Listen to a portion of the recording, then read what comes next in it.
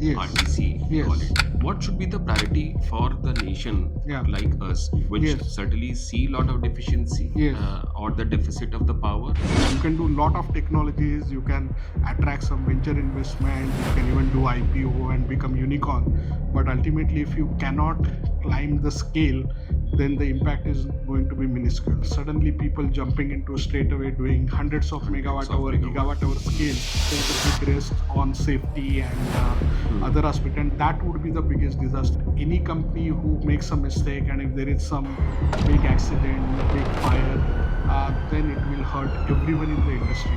But dependency is always something which Yes. needs to come with the cautious. Yes, no company is going to be manufacturing more than 3, 4, 5% of the market requirement. The entire market, we are thinking that in next 5 to 10 years is going to go to annual market will be somewhere between 500 to 1000 gigawatts.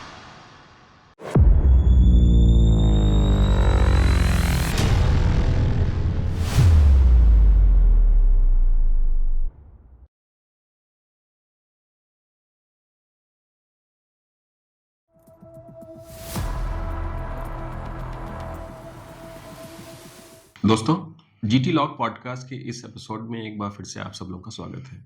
मैं अनुराग बाजपेयी, आपका host.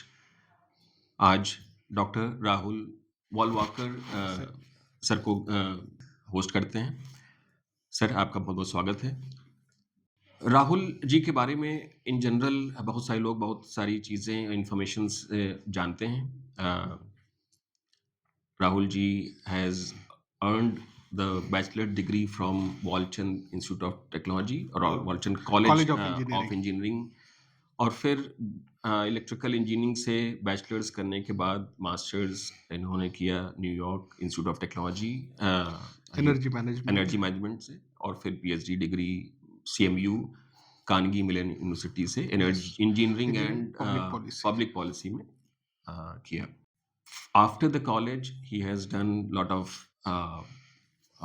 Professional works, जो कुछ milestones हमारे सामने हम लोग बात कर सकते हैं। उसमें CES या कस्टमाइज्ड एनर्जी सॉल्यूशन जो आपने 2007 I joined in 2004 में चालू किया था। जब मैं US में I was a 5th employee in the company, and then me and my wife who also joined after 2 years the same company.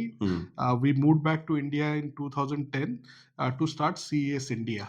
Okay, so CES India you started in India in 2010. Yes. And then 2012 में आपने IESA India Energy Storage Alliance आपने start किया। और फिर मुझे लगता है कि 2024-25 बहुत ही बड़ी घटनाओं से भरा हुआ है। 2025 में आपने Netra net zero energy transition association को आपने गठित किया। उसके अलावा भी कुछ चीज़ें जो हमारी टीम ने बताया that you have also started venture capital or venture partner. It's a VC fund? Yes, it's a Carrot Capital. It is a 400 crore venture fund, which is a sectoral fund focusing on clean mobility, logistic and supply chain. So I joined recently as a venture partner. Yes. Very nice. Yes. बहुत बढ़िया. So I think I'm sure that today's discussion is going to be very, very important, particularly with respect to the energy transition, battery, energy storage, and so many other things which are going on not only in India but internationally as well. Rahul ji, एक बार फिर से आपका स्वागत है। तो एक तो पहला क्वेश्चन है कि 2000 मतलब के जो राहुल थे और 2025 के जो राहुल हैं, उनमें what is the maybe particular difference that you see in terms of your perspective certainly must have been changed. Yes. आप 2000 में आप US में थे? नहीं, 2001 में मैं यूएस में गया। 2001 में? Yes. तो मतलब you were so करियर चालू 1997 में मुंबई से हुआ, जहाँ पे मैं टाटा इन्फोटेक में I joined as a software programmer, but then started working on energy management and started getting little bit play between engineering, management and policy, and that's the journey which has continued. So first of all, Anurag ji, thank you very much for inviting me on this podcast. Thank you. We have so many things in common, so it is really a pleasure to talk to you. I think both our journeys have a lot of similarities. Sir.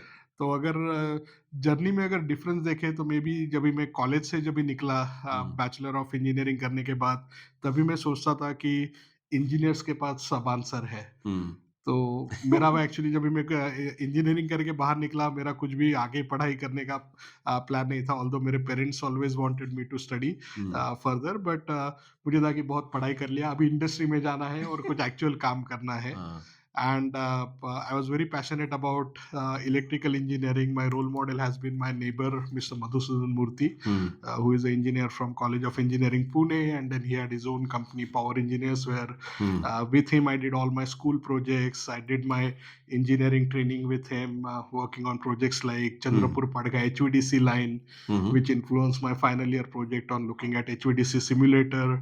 उसके पहले Dahanu thermal power plant का commissioning Aarey substation का commissioning so have been always interested in energy but then somehow I think around 97 the IT boom was just starting so that time I joined Tata Infotech mainly because in the campus interview the HR person said that Tata Infotech is open for exploring IT in energy side. So that was something which I said, okay, let me try. IT is coming up, so let's explore. And in Tata Infotech, I got that opportunity where I initiated in-house energy management program for Tata Infotech at age of just maybe around 21. So that shows maybe how less interest was on energy management at that time. But I was fortunate that Dr. Nirmal Jain, who was a managing director of Tata Infotech, he saw something special in me at even at that age, and he provided me a platform where he made me in charge of energy management all over India for Tata Infotech.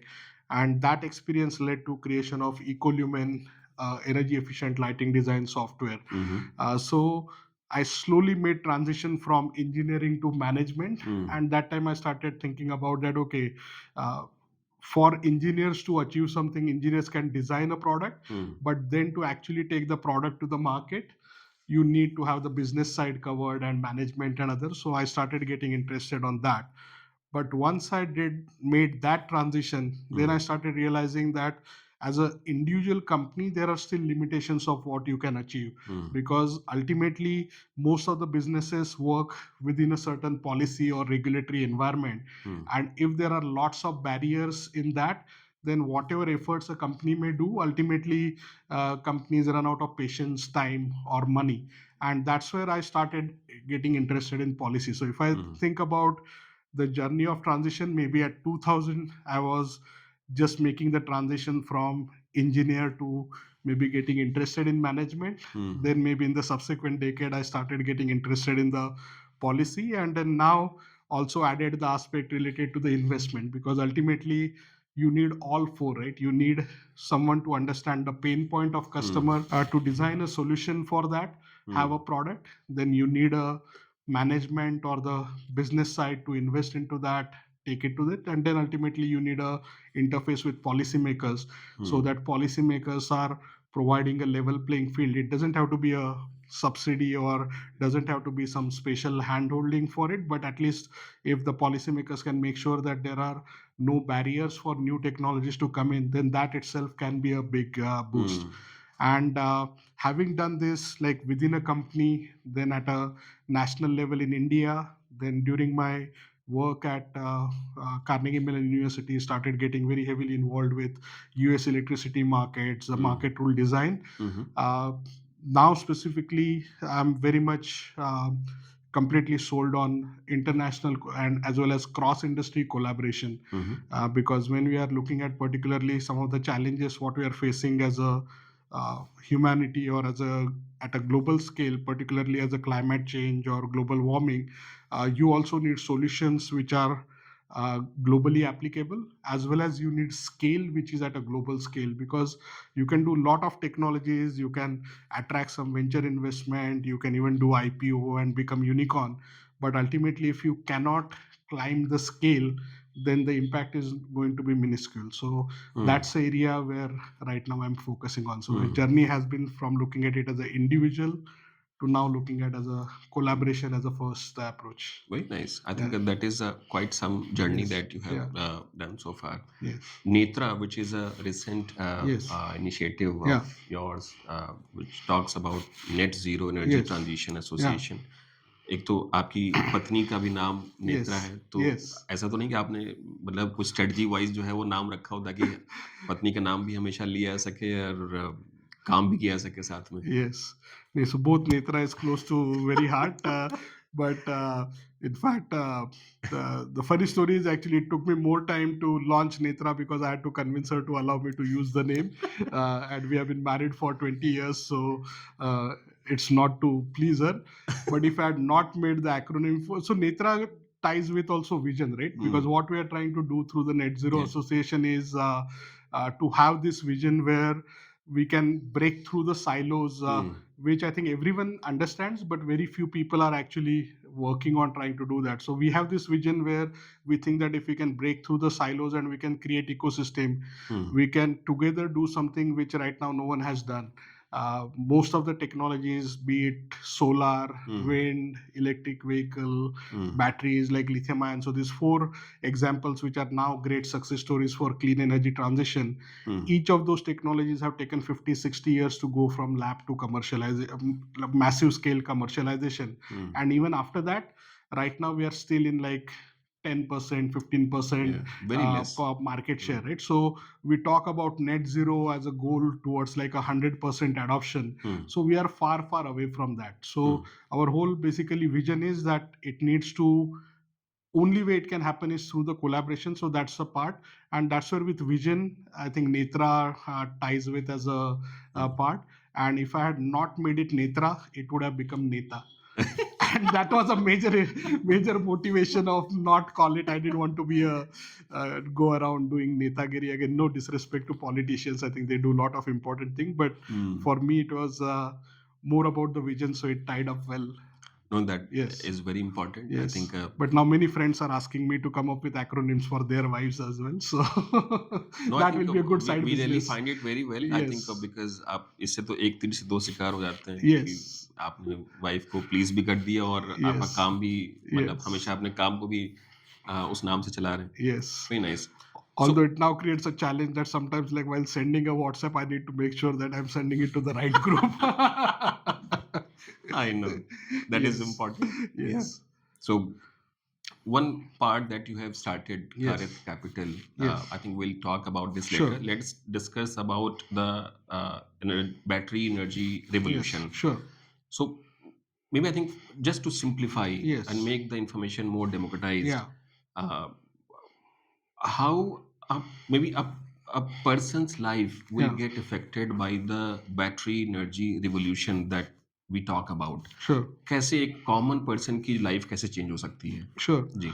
So before jumping on to battery, one thing I'd like to clarify is that most of the work which we have done in last almost 20 years has been around all form of energy storage technologies, out of which now, because batteries have scaled quite a lot and there is a commonality between electric vehicle and this, there is a lot more talk about batteries. But as a sort of on the both on policy side, the work which we did, so I've looked at all form of technologies, right from pumped hydro, compressed air energy storage, flywheels, as well as thermal energy storage, along with different type of batteries. They're not just lithium-ion batteries, but looking at lead acid, advanced lead acid batteries, different type of flow batteries, where prominent technologies include vanadium redox batteries, zinc bromide batteries, iron chrome batteries, metal air batteries, sodium ion batteries. So all different form of batteries.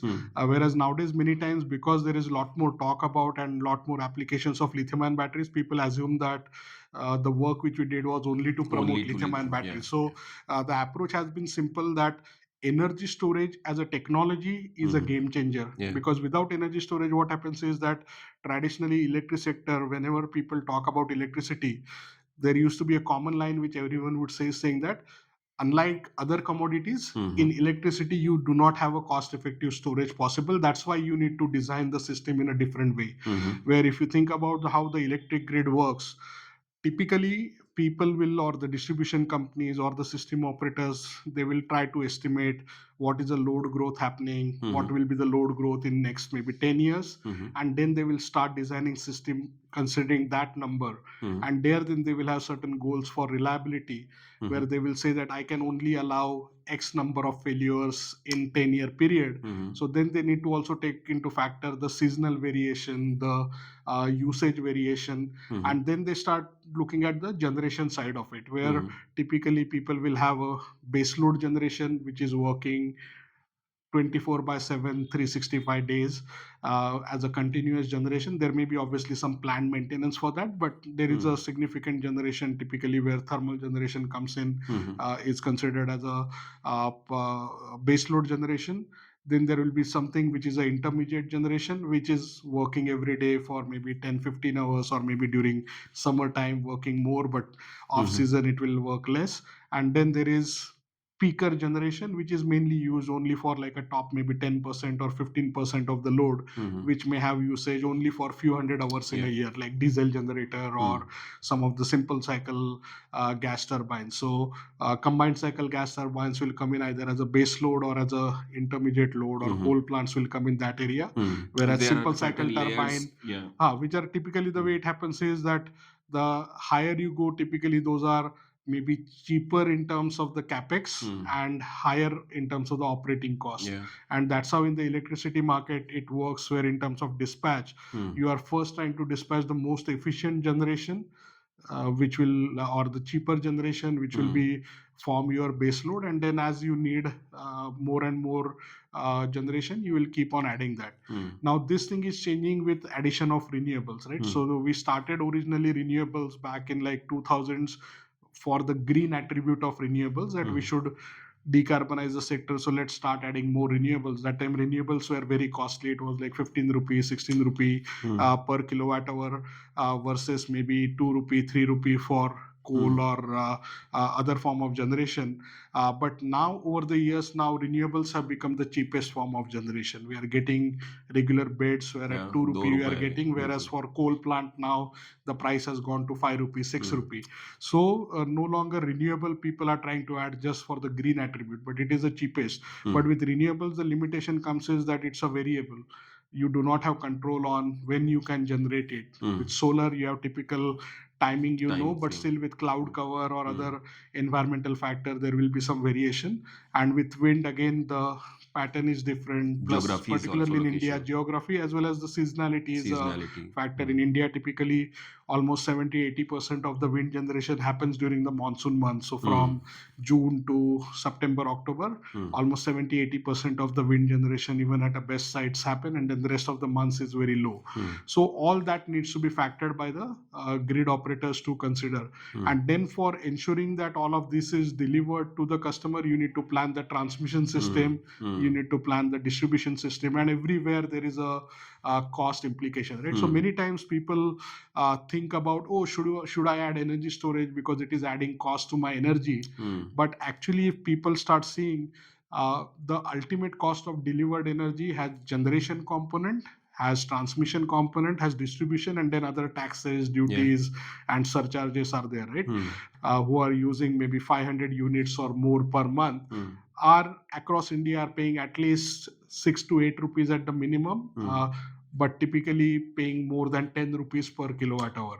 And that's where actually if you add storage, you can start optimizing entire system costs. You can actually improve utilization of existing transmission network. You can improve utilization of your existing electric substation on a distribution side.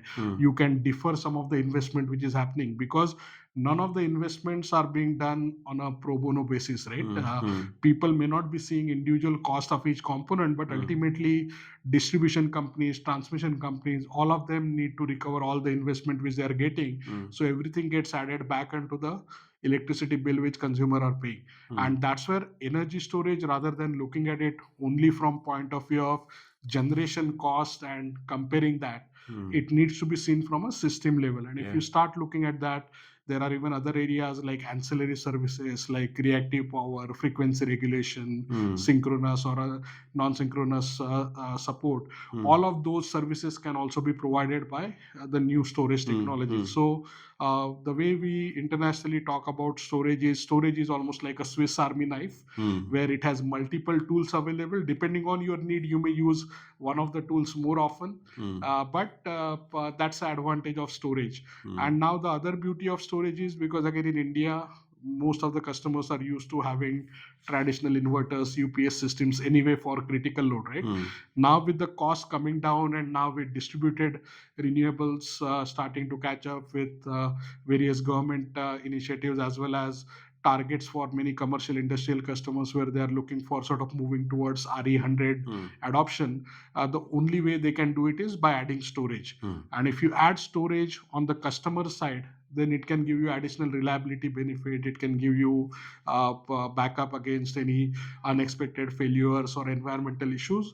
And plus, you can also, again, if you size it with the right type of an inverter and PCS system, you can also take care of reactive power support or other areas, and it can both absorb as well as release reactive power. So right now, most of the industries will have a separate capacitor bank for managing their power factor. They will have some harmonic filters. They'll have, so a lot of these things actually can start getting optimized. So storage is definitely growing. And you take simple example in terms of, say, computers, right? Earlier we used to have desktops, and then it was no backup. If there is any power UPS backup. fluctuation, it will go away. So it will be, whereas now many people are using laptops, cell phones with natural backup integrated, right?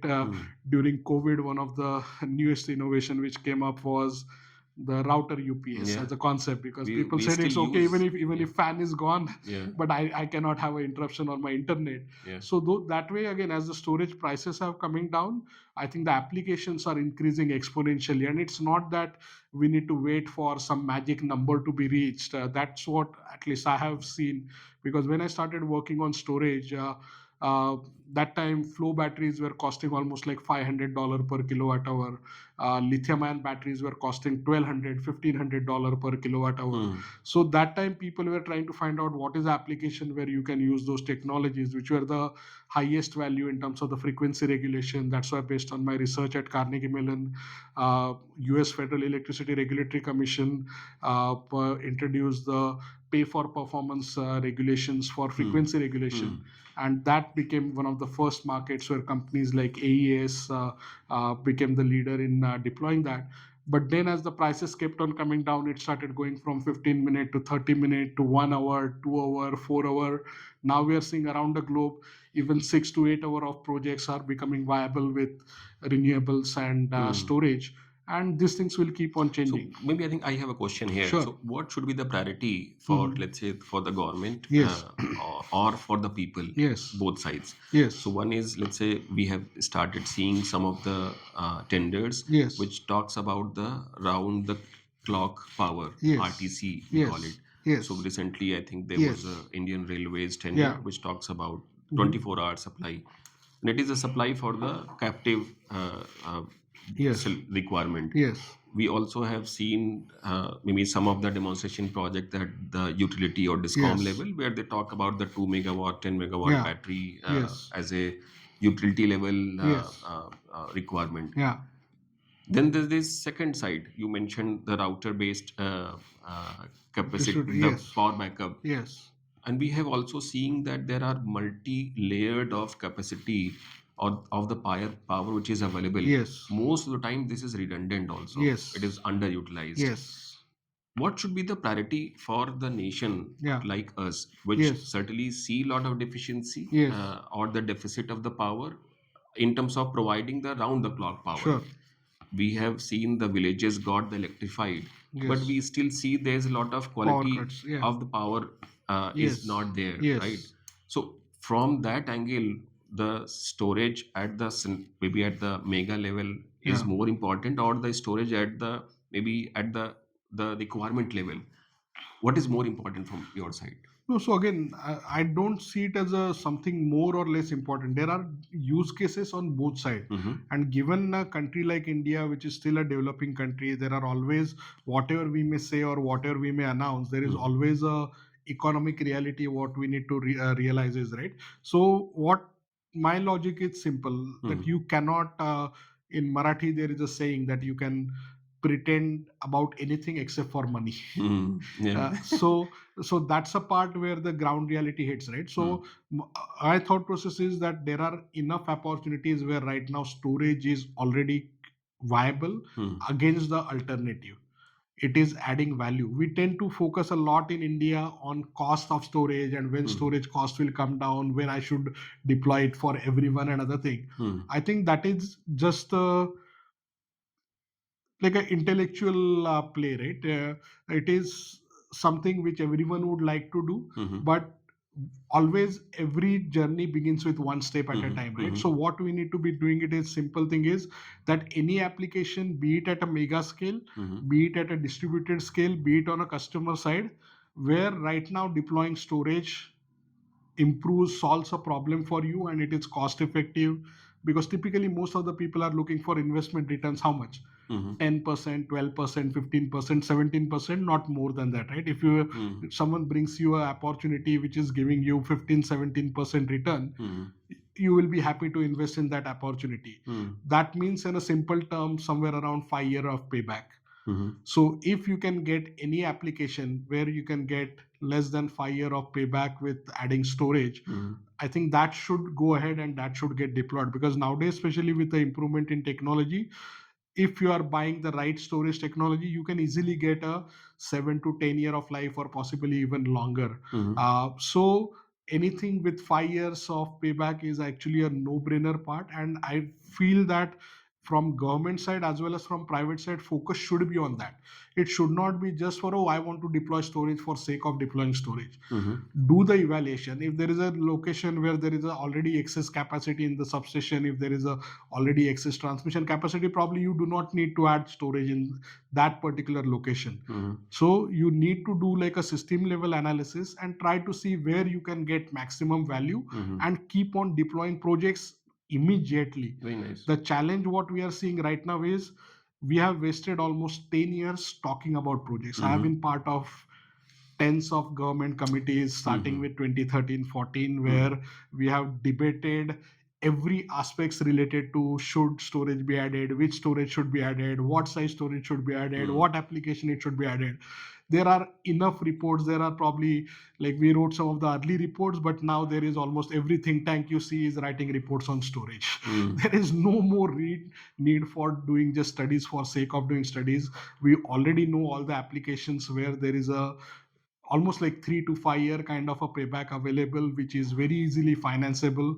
There are organizations like World Bank, IFC, as well as maybe any of the state banks are ready to start financing this. There are private players, private equity players are coming into it. So we need to be just laser focused, start doing deployment. And it's again not just a cost play when it comes to storage. That is my right now biggest worry, having spent more than decade in trying to building the industry. One thing which keeps me awake at night is we are now seeing very large scale announcements and projects, and everyone is very happy with the price discovery which is happening every week. Like last week, or earlier this week, there was an announcement from Gujarat, and there is a new price of almost 1.8 lakh per megawatt per month, which everyone is applauding, another thing. But my challenge is, many of the companies who are winning these tenders, these will be their first ever projects which they have done. There are very few companies like Indigrade or Energrade and BACS or Tatas who have done smaller projects. They have seen what challenges are there. They have learned from that. And this is an area where you cannot just sit in a conference room or just talk to some experts in events or boardrooms and feel that you have learned everything. Means again, it has been almost 20 years of journey where we have seen. And when I started working on, we were looking at projects of, like, say, 250 kilowatt hour, 500 kilowatt hour in a 20-foot container, how to interconnect those, how to learn from that, and other thing. And we have seen people taking 5 years, 10 years to try to get to tens of megawatt or hundreds of megawatt hour scale. Whereas now we are suddenly people jumping into straight away doing hundreds of megawatt hour, gigawatt hour scale. Again, hopefully they are at least taking advice from the right people. But if not, there is a big risk on safety and other aspect, and that would be the biggest disaster for country, unfortunately, because it is not who screws up, but any company who makes a mistake, and if there is some big accident, big fire, then it will hurt everyone in the industry. So although companies are competing with each other when it comes to areas like safety, this is something which no one can take it lightly, and that's one request which I keep on doing to all the regulators and policymakers, where again it's not sufficient to because there is a lot of work which has happened through CA, CRC, Bureau of Indian Standards, where there are committees like ETD 52 which has started looking at standards. There are now internationally IEC, UL standards are available, and most of the tender authorities are putting those standards on paper. Unfortunately, we do not have testing infrastructure in India. We do not have capability at the state level or at ground level, having electrical inspectors who can actually go and inspect and decide if the project is complying with all those standards or not. So we are going to take, unfortunately, too many risks. And that aspect where I think education and ultimately the customers will also need to take ownership of that, right? They cannot just keep on negotiating just on price point, trying to get the cheapest storage and then hope that someone else is going to take care of all the other aspects. Because anytime you are just trying to cut down on price, there will be some compromise may happen on that. And given the kind of projects which are right now we are seeing, where people are talking about like less than 3 year payback, my at least request to anyone from the audience, if they are listening, please treat energy storage with respect it deserves. Because we are seeing now where from, as I said, from 250 kilowatt hour in a 20-foot container, we have reached to a stage where now some of the leading companies have reached almost 10 megawatt hour in a container. So that is 40 times increase in terms of the energy density. And ultimately all that energy is getting packed in a very small space. So if something goes wrong, we are talking about systems with 1200, 1500, 1600 volt high voltage DC system. So again, it's not something which can be, you can ask just a regular electrician to go and deal, because most of the electricians haven't dealt with those type of a system. So there are a lot of aspects where we need to pay attention to that. And that's one thing where, again, hopefully through with your podcast also will reach to more people, that please stop just thinking about energy storage in terms of dollar per kilowatt or dollar per kilowatt hour as a price point, and start paying attention to the serious aspects of it. Rahulji, totally agreed Yeah, on your yes. point. I totally believe that Yeah. there's a lot of randomness which is going Yes. on at this point of time, because Yeah. whenever there is a transition in terms of the demand shift, Yes. now you were talking about, let's say, hundreds of kilowatt. Now we talk about the megawatts. Yes. And then Or even gigawatt hour. gigawatt all Yeah. certainly. Yes. You also have mentioned that whenever there is a specific gap which is available and the ROI is available, Yes. you just fill the gap Yes. with the storage, Yes. because it is more meaningful. Yes. But from the government perspective, there is one more aspect which is important. One aspect in terms of safety you have mentioned, which is Yes. very, very important. Yes. Because you don't talk about the only the individual hazard. Yes. You talk about the mega scale hazard also. Yes. Yeah. So Yeah, from because the from our side, when I was running India Energy Storage Alliance, actually me and Netra and Debbie, three of us as a leaders of ISA, we had actually set a vision that in India we should not lose any life because of accident. Because yeah lithium-ion batteries or even any storage with fire and other thing is a known thing, right? And it's not that only batteries catch fire. We do lose lives because of everything from CNG, gas cylinder accident to No, I totally agree. petrol and diesel. Some- So those issues were already known, right? Sometimes- But unfortunately, with the way the two-wheeler growth happened around 2020, where we were talking to almost 20, 30 companies, and we were conducting workshops with partnerships with underwriters laboratories on educating them and other thing. But suddenly with the government inside other thing, hundreds of companies enter the market, and we had this issue with the fires, and unfortunately around 15 to 20 people lost their lives. So I see that as a failure. But think about it, there the individual vehicles had only 2, 4, 5 kilowatt hour battery packs. Now we are talking about 5, 10 megawatt hours. So 1,000 times bigger systems being deployed at individual locations. So it is again not just about system, it is about where you are locating. If something happens, are you taking care of the evacuation of the people? Are you, because it happened in some cases, right, where, for example, the fire happened on a electric two-wheeler showroom, and the electric two-wheeler showroom was on a ground floor of a hospital, and everyone got affected because of that, because the people did not have a evacuation. So Hmm. all these aspects need to be thought in India in terms of the city planning. Again, with your architecture background, I think you'll appreciate it a lot. Hmm.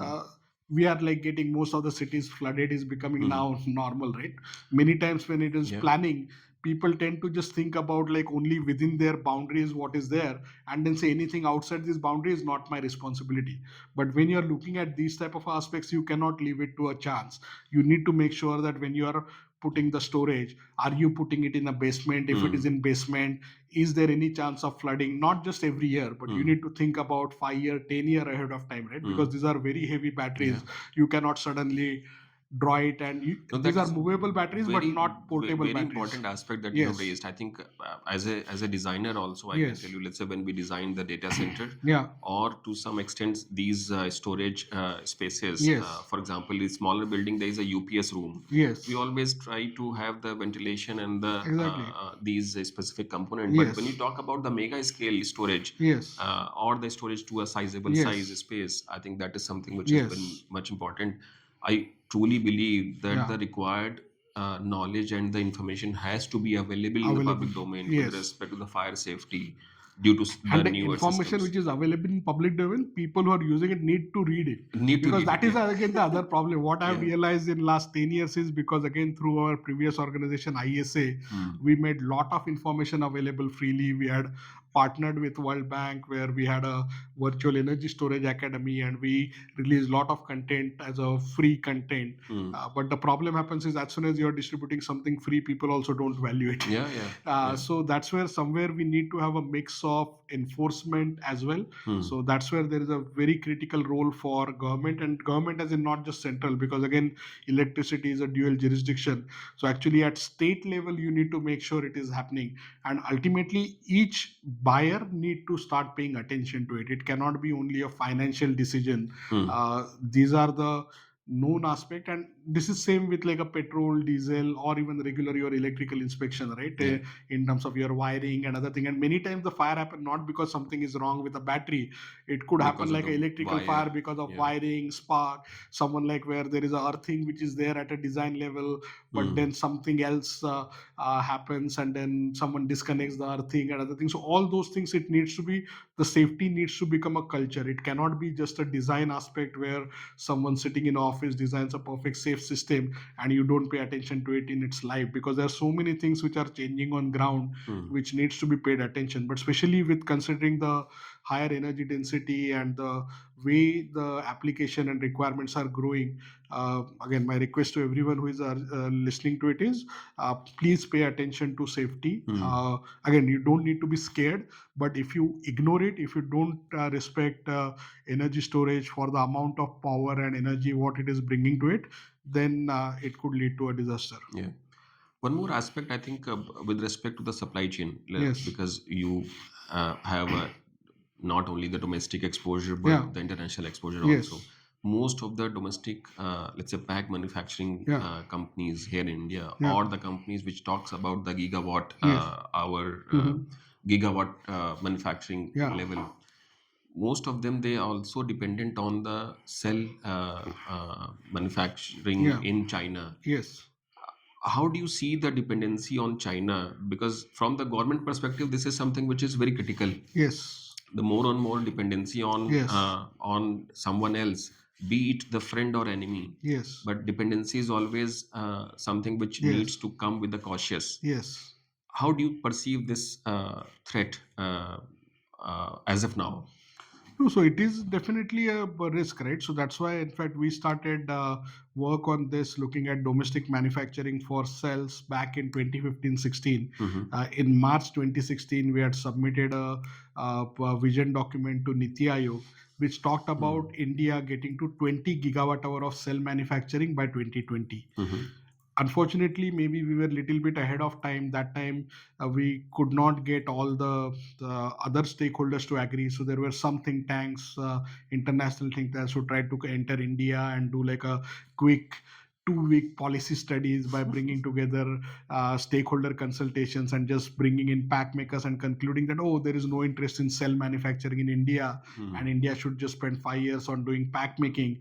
That derailed almost 2 years worth of work which Debbie and me we had put in terms of trying to get India started on cell manufacturing. Can you imagine what would have been the situation if, when COVID hit, if India had even a single gigafactory operational, the amount of money which could have flooded into India market and other thing? Unfortunately, because of some of these delays and other thing, we missed that opportunity. But the good part was, again, based on that, and again, couple of years before that, actually, thanks to the Prime Minister's office and MEA, we got an opportunity to present to the Prime Minister about need for battery manufacturing. And in 2018, the decision was taken to encourage domestic manufacturing. Prime Minister himself acknowledged that while planning the solar mission, the attention was perhaps missed on manufacturing, and this needs to be corrected for storage. And then under leadership of Amitabh Kanji, Niti Aayog actually by end of 2018, early 2019 had drafted the advanced chemistry cell PLI. But then again, due to the COVID and due to then again interest from every industry association for having PLI for themselves, we got delayed again by a couple of years. So we keep on missing some of those things, and that's where now suddenly everyone is talking about it as a risk. But this was something which was known throughout, right? And but we don't need to be again scared too much, because ultimately these are commercial decisions. We are importing oil, coal, natural gas, LNG. We have just signed with USA. So it's not that everything else is happening domestically and only batteries are being imported from outside. So we need to change it. The good part is, thanks to the work which we did over last 10 years, and then with the work done by Niti Aayog, MHI, there are now more than 10 companies who are already setting up gigafactories in India. But at the same time, we need to be patient about it. This is a very, very specialized manufacturing. This is not something which someone can just buy a production line, set it up, and from next day they will start manufacturing. The kind of skills which are required in terms of the people power for running these facilities, optimizing the processes, that is very, very specialized skill, and we will need time to develop that. So I know there are many people who feel, most commonly I keep on getting asked this question, oh, is ACCPLI a failure? Whereas in my mind, ACCPLI is a astounding success, because without ACCPLI, we wouldn't even have a single gigafactory in India at this time. Whereas now we are in a situation where Ola, Exide, and Nash, 3 gigafactories are already built, although they are still in the process of stabilizing their production. So commercial production is not happening. But again, keeping fingers crossed. So I hope that by end of this year, all 3 factories will start operating. Next year, another 5 factories are expected to start operational, including Amara Raja, Reliance, then Tata, So many Gratas, other coming and up, many others. So that I think ecosystem is getting. We just need to be patient. And the other aspect is, right now again, this has happened multiple times for multiple sectors, for steel, for pharma, for solar, where any dominant player who has a surplus capacity, as soon as they see a threat coming from some region where some manufacturing is coming up, there is a standard playbook which happens internationally, where some tariff concessions, other things, something will happen and the market will get flooded with cheaper thing. That's where I feel that somewhere in India, the industry need to learn from Japan. The way the Japanese industry supports each other, it is not about just buying the cheapest product, not about just the individual ROI and individual thing, but it's a long-term thing. And it understands that yes, we need to pay attention to quality, we need to pay attention to that. So now the way I see it is, the price point at which storage has reached, like I have been justifying building economic case for storage when it was $1,000 per kilowatt hour. So now when the lithium ion batteries are available at under $50 per kilowatt hour, and people still trying to ask, oh, will it become cheaper? I feel like, please grow up. This is really, really ridiculous. Like for everything, you can buy a cell phone for 5,000 rupees, you can buy cell phone for 1 lakh rupees, right? So there is a lot of different needs, and then you need to start paying attention to what value you are adding. One of my friends, Robert Pedreza, who has served on heads of multiple battery companies, he always says this: price is only an issue in absence of value. So what I wish the Indian industry who are getting into manufacturing is to start paying attention to value, start paying attention to finding the right customer, because there is no company who is looking at setting up manufacturing more than 20, 30 gigawatt hour at this point in India, right? The entire market, we are thinking that in next 5 to 10 years is going to go to, annual market will be somewhere between 500 to 1000 gigawatt hour. So no company is going to be manufacturing more than 3, 4, 5% of the market requirement. Now, can you figure out a niche where you find a customer which needs the product what you're doing? There is everything. Like, take any product, there are commodity products, there are specialized products, and you can do it. So I feel the industry needs to grow up, needs to have some guts and conviction on the products which they are developing, and stop worrying about the cheapest product available in the world.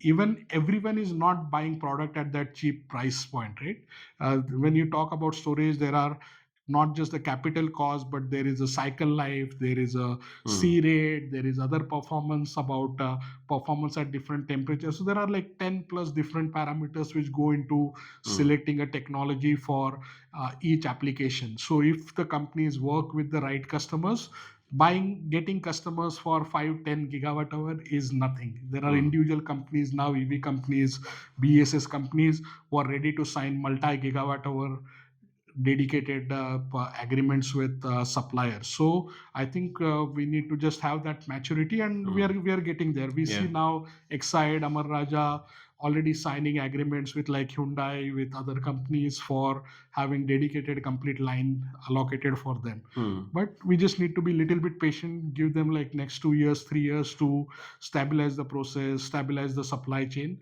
And that's another area where I'm very, very optimistic, because more than actually the cell manufacturing companies, more companies have come into now the component manufacturing for advanced batteries. So be it anode, be it cathode, be it electrolyte, be it other additives, separators, copper foil. So there are almost around 20 plus companies who have come into it, and most of these companies are already into specialty chemicals or some other area. So this is not that they are entering this area first time, because like all the gigafactory companies will be manufacturing lithium ion batteries for the first time.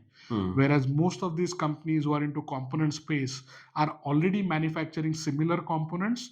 They are now going to a next level. They are doing global tie-ups. They are doing partnerships with Japanese, Korean, or Chinese companies, and they are entering into it. So chances of their success is much, much, much higher. Plus there is a global, in fact, market is waiting for us, right? Because there are gigafactories going to come in different parts of the world, because same discussion what we are having in India is being done in Europe, being done in US, being done in Vietnam, other parts of the world. And everyone is looking for not having a single source dependency on China. So I think there is a tremendous opportunity for growth in that, and that's something which again I'm very, very excited about. There are opportunities in recycling, circularity, where again many times people say, oh, should we wait and should we directly jump onto some other form of batteries instead of lithium-ion batteries, because we'll be importing material for lithium. No, for anything, it's a global supply chain. It's not that everything is dependent on China. The actual raw materials are coming from more than half is coming from Australia, which is a very good friend with us. We have a FTA with us. Austrade, Western Australian government is very keen for forming partnerships with India. They are waiting with a red carpet for Indian companies. So we just need to develop those type of partnership, and this needs to have at least 10-year kind of a forward outlook. You cannot do these type of a partnerships with 1 year, 3 year forward outlook. So I think we are But raw getting there. material is fine, but I think still we do not have enough mining capacity domestically. No, so that's what I'm saying. We need to just get away with mining. Even with coal, which we have 300 years of supply, we are importing coal, right? Oil. We do not have even 5% capacity of our demand in India. We are importing 90-95% of oil. We are spending hundreds of billions of dollars for exporting oil. Take chips.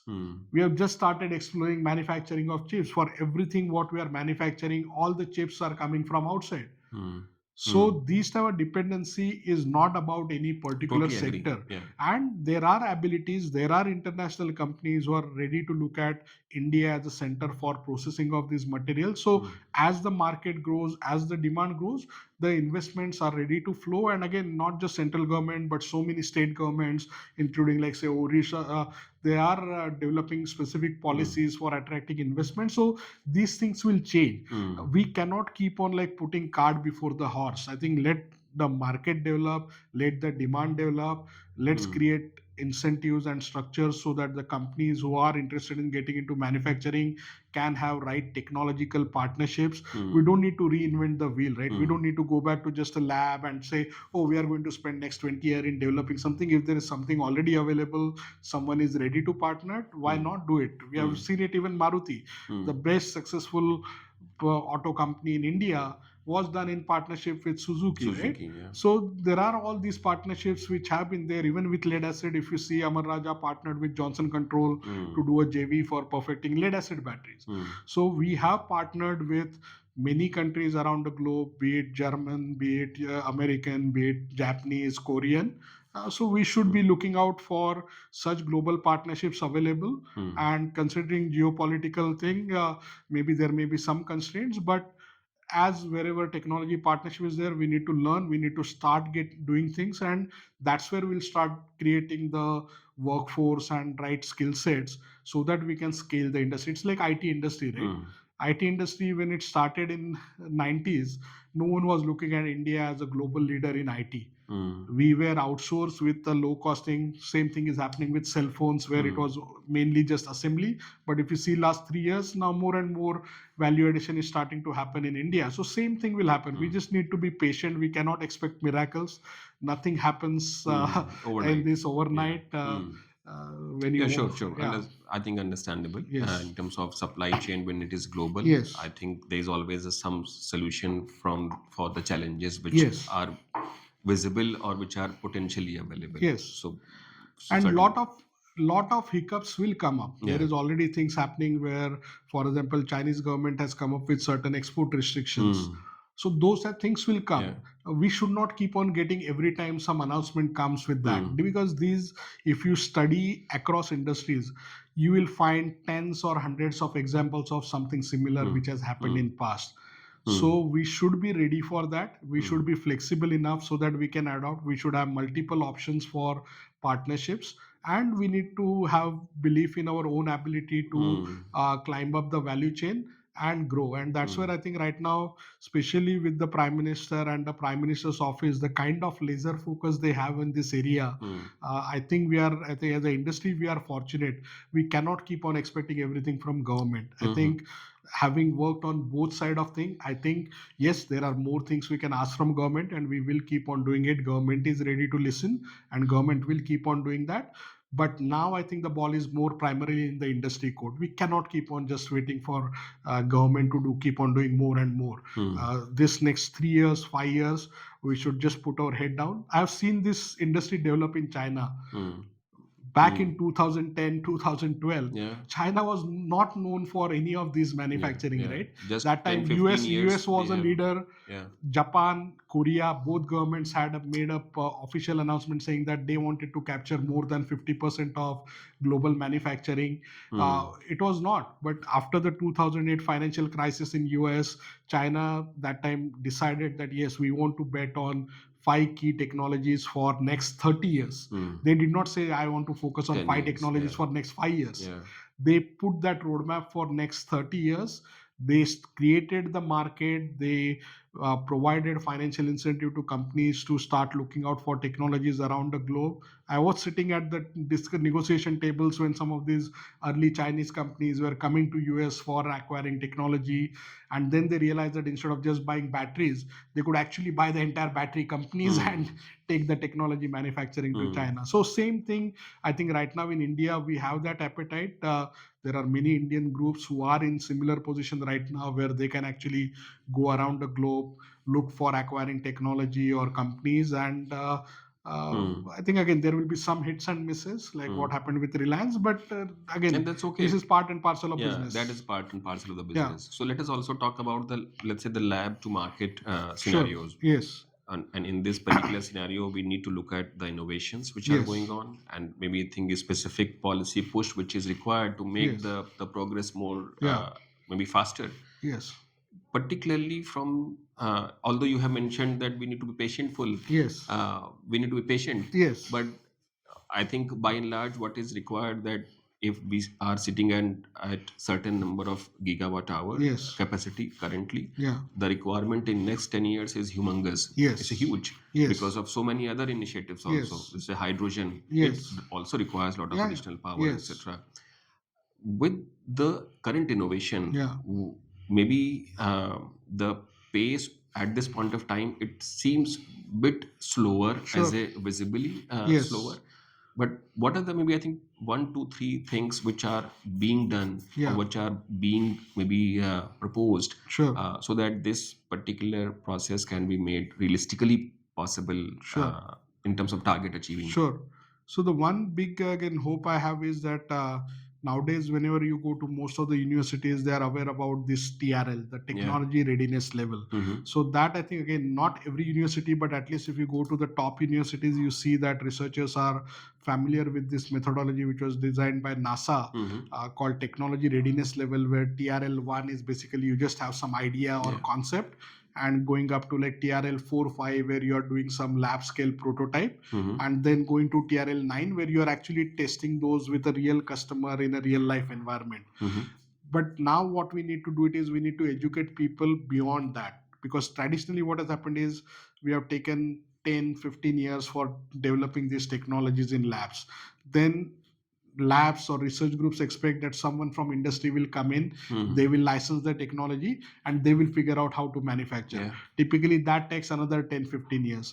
Once the companies have some confidence that they can actually do products at a sizable thing, then they start looking out for market, then they start looking out for policy, then they start looking out for financing or other business model, and that takes another 5, 10 years. So when you add that up together, it adds to 40, 50 year kind of a journey. What through NETRA, the Net Zero Energy Transition Association, we are trying to do it is look at 3 concepts: technology readiness level, manufacturing readiness level, and then market or adoption readiness level, as 3 systems, not as a series of activity but in parallel. So that when you are supporting a R&D activity, can you start paying attention to what your material you are going to be looking at? What is the manufacturability of that material? Is there any supply chain constraint for that? Is there any manufacturing equipment constraint for that? Start looking at, okay, if this, in every ideal scenario, if the product gets designed and in next 5 years it is doing, start identifying any policy barriers which are there for that ahead of time, because policies also take 5 years, 10 years to develop, right? So can you make sure that the policy makers understand that there is such possibility of a new technology coming to market? If there are any barriers on the manufacturing side, supply chain side, then those are also being discussed at the policy side in parallel. Educate the financing institutions, because always financing institutions, they also have to manage their risk, right? So they are happy to fund a third or fifth project, but the first 2 or 3 factories which needs to be set up, no one is ready to put capital for building that. So that's where US government, Department of Energy, had a program called Loan Program Office, which Jigar Shah was running it last few years. So those type of best practices around the world are available. We need to be looking at not just sort of a domestic market, but work with multinational agencies like International Solar Alliance or IRENA or World Bank, so that you can start actually tapping into global markets right from start. And if you do all of these things together, then we can accelerate the timeline. So again, there is no silver bullet, or there is no magic wand which I can wave around and make this happen, or make a fast track. This is a part where again there is a huge effort required, but the good part is again, from government side, so many positive things are happening. For example, now creation of ANRF, the Anusandhan National Research Foundation. They have appointed Dr. Shiv Kalyan Raman, who comes from industry.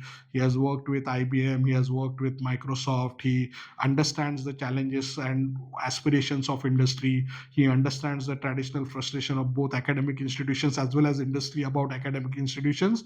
And he has lots of good ideas and he is willing for partnership. So through NETRA, we are again looking at supporting initiatives like ANRF. While we are continuing to work with individual ministries in multiple countries, we also feel that there are agencies like ANRF are required, who from government side can also actually coordinate activities across multiple countries.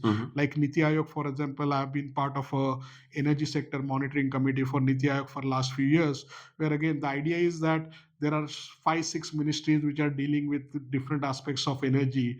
There are 30 plus PSUs who are in energy field for just Indian government. Now Prime Minister has given this clear target in terms of where we should be for 2030, where we want to be for 2047. So how do we make sure that all the ministries are working as a single government entity and not have like a shorter siloed approaches which are actually conflicting with each other? So a lot of these type of efforts, I think government has identified and they have created structure. But again, in bureaucracy, in anything, there is inertia. I think it's a law of physics. So we have to उसका अपना अपना again, समय है उसका अपना समय है. But the great side is right now, I think at a highest level, at the PMO level, there is an amazing clarity of thought. People like Tarun Kapoorji, he has been involved with many of these aspects. So we have worked with him right from his days at MNRE, then MOPNG. So he understands both aspects related to renewable energy, the oil and petroleum, green hydrogen.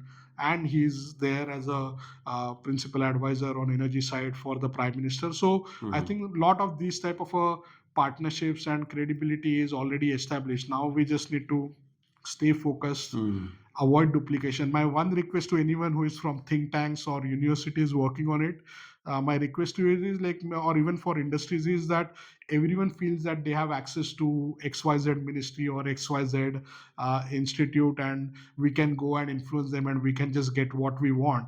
But ultimately, when everyone is thinking that, it creates noise, and noise is the biggest enemy for getting anything done. Because especially in the environment where in last 15 years we have seen right from Coalgate, Telecom Gate, and everything, bureaucrats are really worried about taking wrong decision. And bureaucrats, I think we have an amazing system with IS officers where amazing ability to look at different aspects, but many times the IS officers are not from the sector. They are changing their sector every 2-3 years. So for them to have the clarity of if there are 3 options, which option is best, it is going to take time. And most of the time we have taken more time is because by the time a bureaucrat comes in and he starts understanding the nuances of the sector, it's time for a new bureaucrat to be in that place. So it is a better approach to reach out to them collaboratively. Exactly. So what approach what we are taking through NETRA is that if whatever different technologies are there, what is there, if we can discuss it amongst industry, amongst academia, and go to government with a clear voice which allows multiple technologies to do, and then let market figure out which technologies win, rather than everyone going in asking for different thing, because then it is virtually almost impossible for any bureaucrat, any committee to make decision on that. And that if we can actually address from outside, then I feel that from government side right now, the kind of clarity of thought and the consistency with the direction is there. I don't know how long we will have that. Right? Now we have had already 10 plus years of that consistency. And as an industry, we need to make most out of it instead of just keep on asking for more. No, totally agree. I think the noise is also a risk sometimes. Yes. And many times what happens is everyone likes to draw a boundary around just their interest and start seeing. For example, right now we are seeing this debate about, say, if you talk to renewable developers, right? They say, oh, allow us to import everything for lowest import duty, and I want to deliver cheap vehicle or cheap electricity to end consumer. If you go to the some of the large OEMs in India, they will say, oh, my product allow me to import components from outside, because right now in India we don't have component manufacturer, or we don't have those components available, so allow me to import those components for lowest import duty, and but put barrier for end product, so that I can get manufacturing, create like ALMM or other. If you go to the component supplier, they're saying we are ready to invest in component supply, but we are just starting, so we need some protection, we need. So that way, if you see, you just put yourself in a government bureaucrat space, right? Like someone sitting in Ministry of Heavy Industry or some other ministry or finance ministry, they are getting different thing. Everyone is saying that, oh, give incentive to me, put barrier for that. How can they take a decision? Yeah. No, I totally agree. I think sometimes it is important to have the Yes. industry feedback, Yes. and then the cohesiveness. Yes. And is there we important. need to again need industry leaders who can go beyond short-term individual companies' interests. Obviously, they are getting paid from a company. They are primarily responsible to their shareholder. But if you keep on making lot of noise, you keep on making, for example, right now there are things happening about recycling industry, where before we have a recycling industry start, there are already fights happening amongst companies, and lot of noise is getting created in that. Ultimately, it is not helpful. We need to understand that lot of these things, there may be an end goal, but while that end goal is same, there may be multiple pathways to reach that goal, and different companies will have different approach to that. If every company will try to tweak the policies and regulation just to suit their own requirement, ultimately the industry is going to suffer. And that's a part where I think organizations like NETRA are trying to play a role, where we are not saying there is only one right answer. We agree and we acknowledge that there are multiple pathways, multiple options, multiple technologies, and we need to find a right balance so that we are trying to again reach the end goal in a reasonable timeline. One thing which I feel is that if everyone realizes, and again my request to everyone is that again considering our goal in terms of the climate change and other thing, because with all the weather events, even this year the monsoon, right, we have just started on now the November monsoon, which always used to get over by September or October. We are seeing that we are really running out of time. We don't want to leave these things, because we know what technologies are there, how they can be scaled. Everything is now known. There is nothing for which we need to do more studies to figure it out. We just need to be laser focused on working together and scaling that. And these type of small fights will end up actually delaying thing, and then our kids will have to take it up and solve the problem we are creating. Yeah, some of the limitation, Rahulji, you mentioned with respect to, let's say, certification and testing facilities. Yes. And let's say funding or financing is also maybe I think this is something which is an evergreen limitation everywhere. Yes.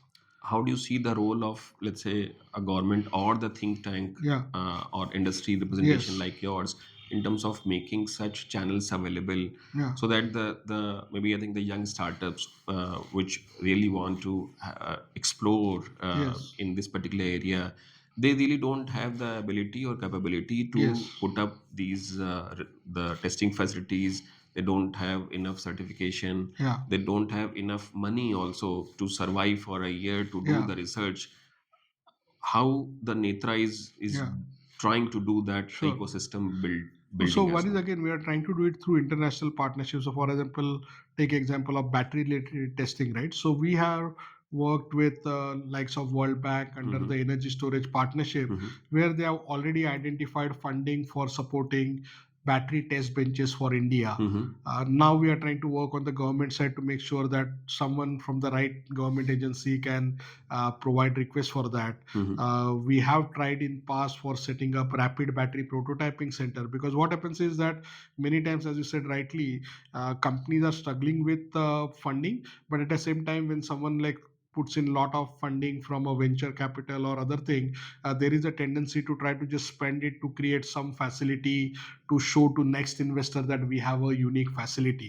But most of the time I've seen those facilities get utilized hardly 5%, 10% of the time, and ultimately people burn a lot of money for sustaining those facilities. So there is a proven business model which has been demonstrated in Europe, which has been demonstrated in US, where you can do public-private partnership for creating shared infrastructure, like say rapid prototyping center or testing facilities, which can be used by tens or hundreds of companies on a shared basis, and that can accelerate the time to market. So that's something which we are trying to leverage. So we are always like visiting facilities like the Michigan University Battery Center or the New York based battery center or the Fraunhofer centers, and then try to figure out what we can learn from that, what business models or corporate structures can work in India. And this is again an area where I feel that we need to have global cooperation. We do not start from scratch, because it's not about just technology. There are a lot of business models,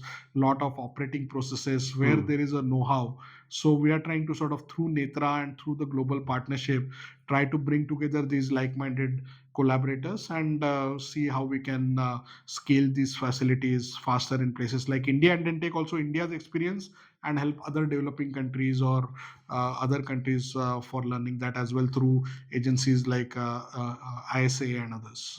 Okay. And so let us talk about more on the financing side also, Sure. since you just started the Yes. Carrot Yes. Capital. Yeah. So So Carrot Capital is the existing venture fund. I have just joined them recently. that's Yes. fine. Yes. That's fine. Yes. Yes. Your journey just started. Yes. Sure. with- Yes. Yeah. So in terms of, so when we look at the initiatives like gigawatt Yes. factories, Yes. I Yes. think 3-4 names you mentioned, but Yeah. I totally believe that there'll be much more numbers which Sure. are required. Yes. How much, maybe I think, lucrative this business is in terms Yeah. of setting up the energy storage battery? Yeah. Is this something which is coming under PLI as Yeah. a scheme? And apart from the PLI, does this business model lucrative enough for the new entrepreneurs who have enough capital?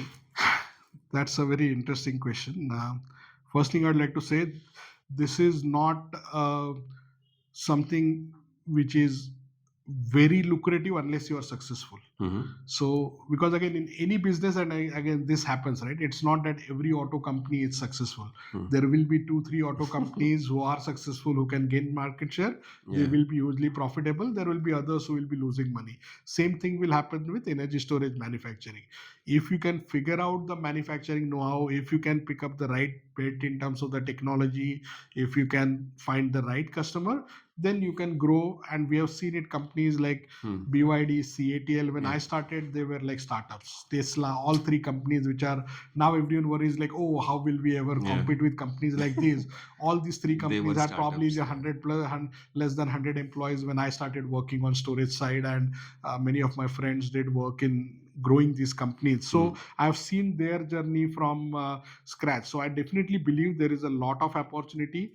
There is a lot of tech innovation happening, lot of changes are happening. And as with like a classic innovator's dilemma, now sometimes some of these companies are like really doing amazing things, especially all the three companies. The reason why they are leaders is like Tesla, BYD, CATL, likes of LG, are doing amazing thing in this area, and they are innovating in all forms of it, right from materials to cell form factors to even business models, and that's what is differentiating them. But always there is, new companies can move faster, and there is less innovators dilemma for them, right? So there is definitely opportunity for it, but this is going to be very hard. I don't want to give any Make the good false hope picture. to any entrepreneurs who are looking at entering in this, because again, what has happened right now is that again, in India still we do see failure as a negative, unlike I think US, where actually there is a very strong startup culture, where actually even if you fail on 1, 2, 3 startup, you can raise money. Unfortunately, in India, we are still not at that maturity level in terms of the investment. So that's a part where people need to be a little bit careful. But at the same time, we are also through NETRA trying to work with venture partners and other firms to try to help them understand these type of aspect as well, because there could be failures for multiple reasons, right? Something could be just because someone has done really something stupid and they did not pay enough attention, whereas someone may do everything right, but still because of external factors someone may fail. At least such entrepreneurs should get second chance, third chance, and actually apply their learnings for the next venture. Then you are in a better position.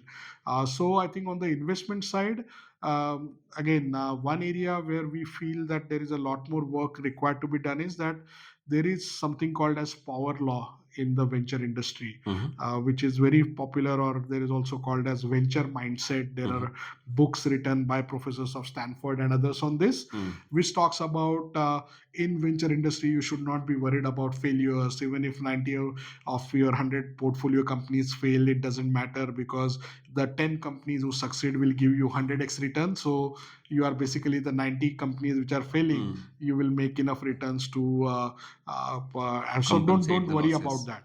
The problem is in the clean tech area, the timelines for understanding if you're a failure or not is much longer.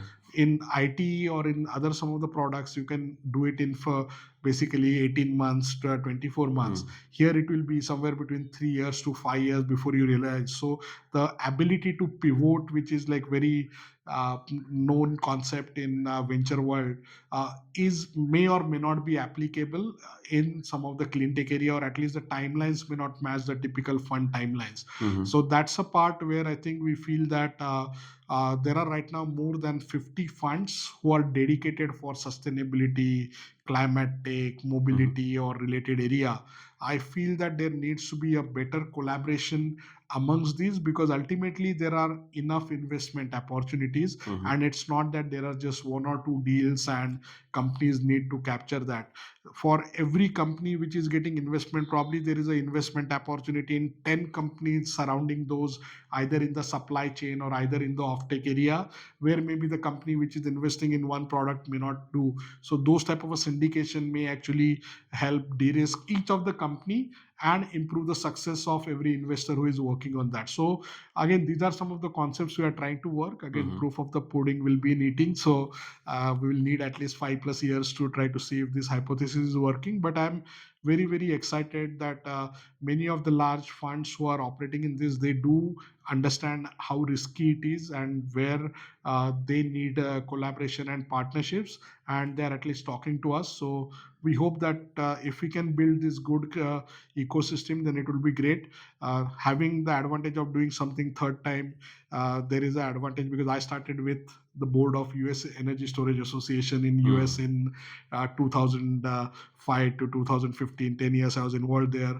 Between 2012 to 24 I was involved with IESA. So now luckily we are able to get that critical mass sooner. So within first 6 months of creation of NETRA, already 30+ companies have joined the platform. There are another almost 30 companies which are in different stages of that. So we hope that within next few months we will cross the 50, which is like a critical mass which is required for showing results to this. And then I think it will be like on a autopilot, because when I started floating the concept of NETRA, most of the people were saying, yeah, I think this is required, but this is very tough, and chances of convincing everyone to come on board is tough.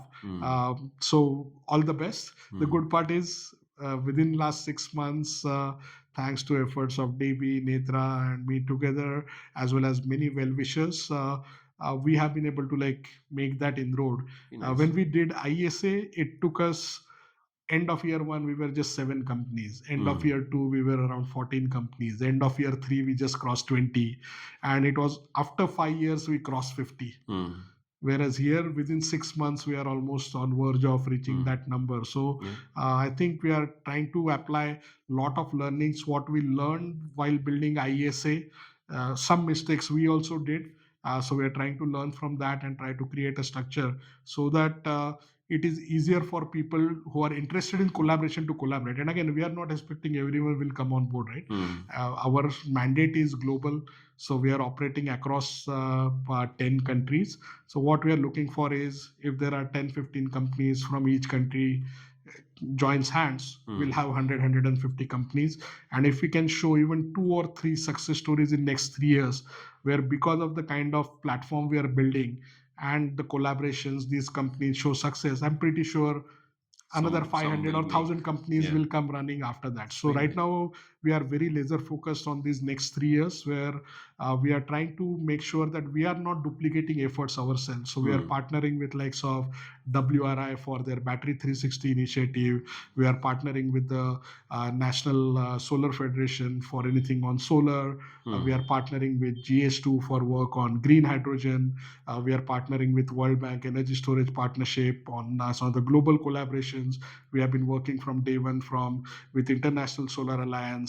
Earth Day Network, which operates in more than 180 countries, is a key partner for NETRA. So we are building on all these existing partnerships, and that's what is making me Very much more nice. Best optimistic. wishes from our side too. Yes, One last question. sure. So, with respect to, let's say, the utility company Yeah, point of view, and particularly from the government sure, owned or run utility sure. company, although there are a lot of transition Private which is also, yeah. going on in Yes, terms of making them privatized, sure. which is going on, still there are so many. Yes, Maybe when we look at the power quality, this yeah. is still a challenge in a lot of Yes, states, particularly run by the yes, government yeah. utilities, and they also are struggling with respect to the peak power Yes, cost also. yes, When we look at the requirement of the mega size energy storage, it yeah. is very visible that there is a great ROI which may come up, Yes, but in terms of the financing from the government agency's perspective, it is yeah, almost no hope. yeah. Do you see that such financing mechanisms can be built over a period of time? When I say over a period of time, not talking about the 10 years, I'm Yes, talking about 1 or 2 years max, yes. because this is something which is very critical. Yeah, yeah. No, so this is the area where again I wish that we start learning from cross sectoral, right? For example, again, you are involved with energy efficiency side and other thing.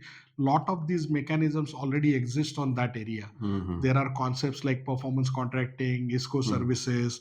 We have success stories with ESL and other thing. So there are those business models and structures are available.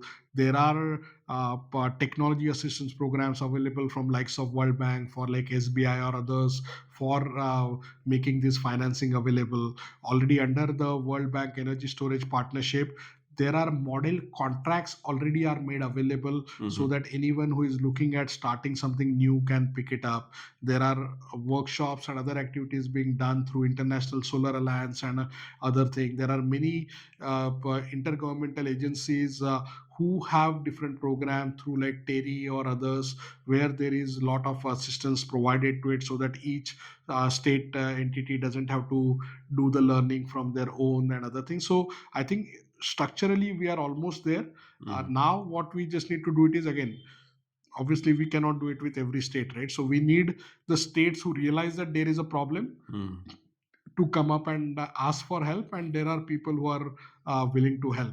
And I think once we have some success story, because right now if you see, like, so we have been working with some of the leading utilities like Tata Power, MSEDCL, the Gujarat utilities, BSES in Delhi, CES in Calcutta.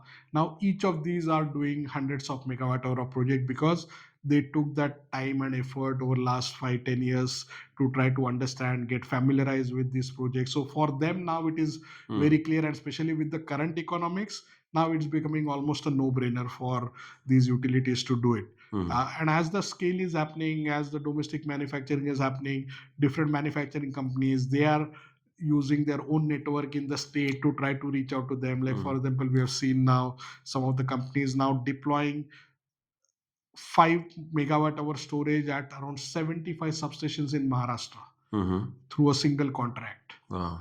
So those type of projects are now starting to come up, as and always it's easier for other state discoms to follow that, right? Because once they see that, okay, Maharashtra has done it, BACS has done it in Delhi, CSC is doing it in Calcutta, Tata Power is trying to do it in a few of the places, others will follow. So, and there again we are looking at partnering with likes of India Smart Grid Federation and others, where they have that existing network with that.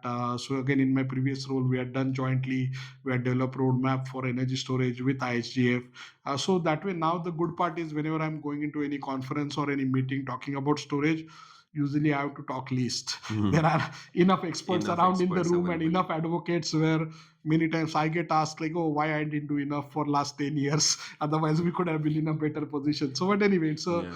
good part. Always that was a goal. And now the goal for next 5 years is to take this learning from the success stories of wind, solar, battery, and EV and see how we can support it in multiple technologies which are required for hard decarbonization for industry, commercial sector, looking at scaling up these technologies, even the technologies which are already commercially mature.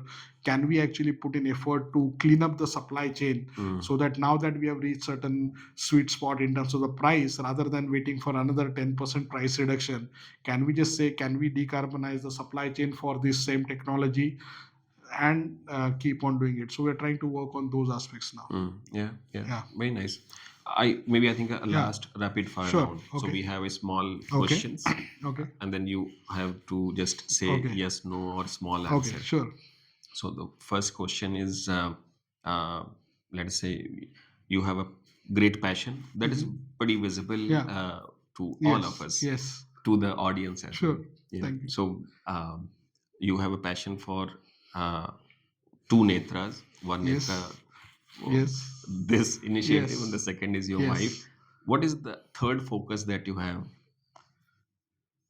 Third focus is kids. So I have two Third focus. wonderful daughters, and both bring amazing energy and creativity. And I'm really looking forward to the next generation. And usually I spend my weekends with younger generation. So many times people reach out to me on LinkedIn or through friends where someone, their families are looking for help. So usually I keep like Saturday and Sunday afternoons or late nights if there are international students who want to talk to me to just share some insights, provide some inputs so that they can take it to the next level. Very nice. Yeah.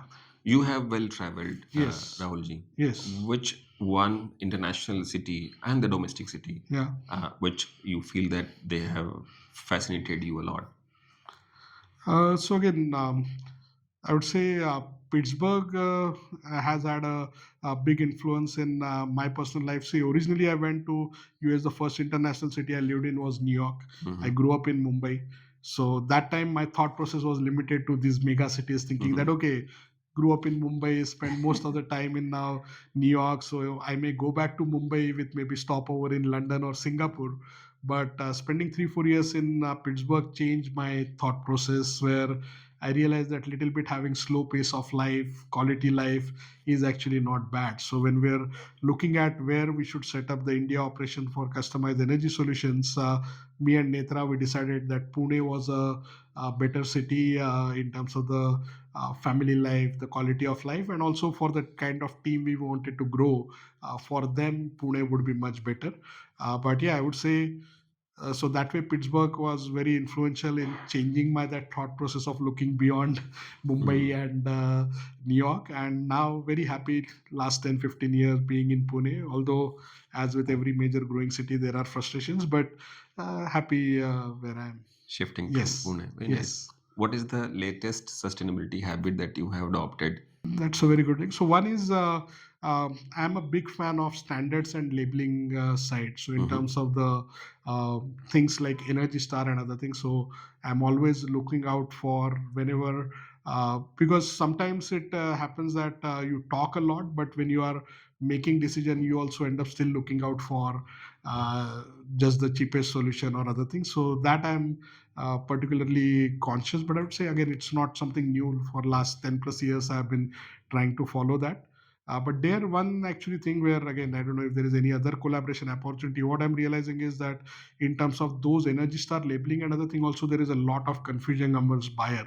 I see many times there are coffee shops and others who are running the air conditioning 24 by 7 have a 1 star AC, and sometimes people who are aware of this are putting in 5 star ACs, but then they are using it very less Very because less, they're mostly traveling or other things. So I think there is a something more required in terms of educating people to try to factor in aspects related to the location, related to their energy tariff, their usage, to try to make sure that we are ultimately making smarter decisions on energy efficiency or even sustainability, right? Because it is not about, you are not doing it to showing to someone else. Yeah. I have so far not purchased an electric vehicle. So sometimes people ask me, Arey, you talk about EVs, but why are you not buying electric vehicle? My next vehicle is going to be electric vehicle. But the reason why I delayed the decision last 10 years is because I end up traveling almost 200 days a year. Wherever city I'm traveling to, like earlier I used to use Blue Smart, or I use now Grell in Pune. So I do use electric vehicles where are available, but my own vehicle has been used less than 70,000 kilometers in last 15 years. So there is no point in me just shifting it to an electric vehicle and keeping it in basement as a electric vehicle.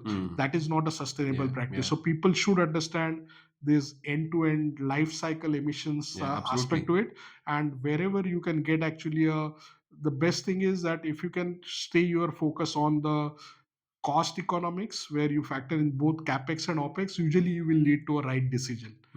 In some cases you may have to do some trade-off if you are early adopter, but most of the cases, if you factor in both your opex and capex decision together, you will lead to light decisions. So Life cycle. so right now I'm trying to figure out what we can do so that this doesn't get limited to like a top 1% people who understand the topic, but how we can, especially now with smartphones and other thing, how we can democratize this so that anytime when someone is going to a shop and trying to purchase something, they can actually do. So I'm also working on a tool which hopefully can help people make this. Very nice. Yeah. Fourth question. Yes. So if you are given a full freedom in terms Yes. of making the policy and enforce it also, Okay. which one will be the first policy that you will release under your order? So one is I would create. So Niti Aayog has transitioned across multiple roles, like with different CEOs, right?